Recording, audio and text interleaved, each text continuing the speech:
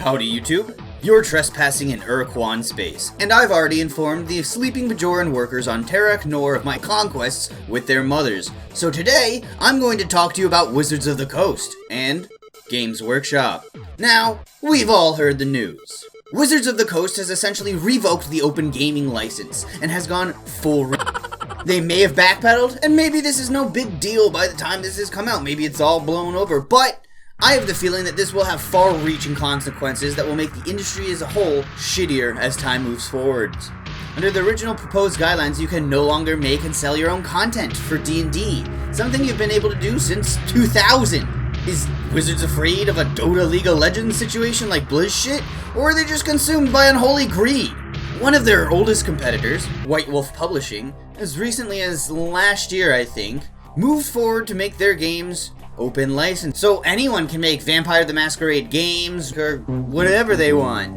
Now, weebs are probably more familiar with this type of policy, as Touhou also utilizes open license production, and as a result there are only like 3 official games, but over 2,000 fan games, dozens of fan movies, and tens of thousands of fan comics and stories.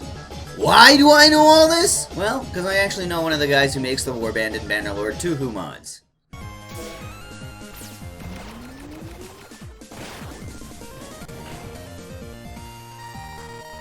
Now, Games Workshop also has a track record of shutting down anything cool that fans make. And just like Wizards of the Coast, it's also largely about the money for Games Workshop.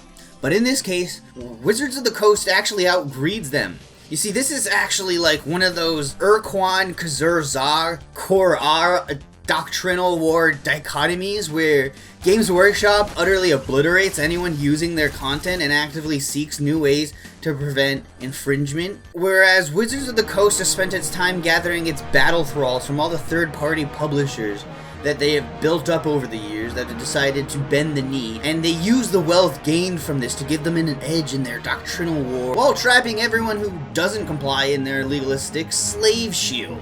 Never again to produce anything meaningful, never again to soar, being sued into oblivion, never allowed to leave their little homebrew planet and become something that could one day threaten Wizards of the Coast. All in all though, whoever wins, we are fucked. The future is grim, so for the love of Dogar and Kazon, somebody please find the Sun device. Thanks for watching, and in the meantime, priority override. New behavior dictated. Must break target into component materials. Photo, stupid, jerk, win or die. Win. Fool.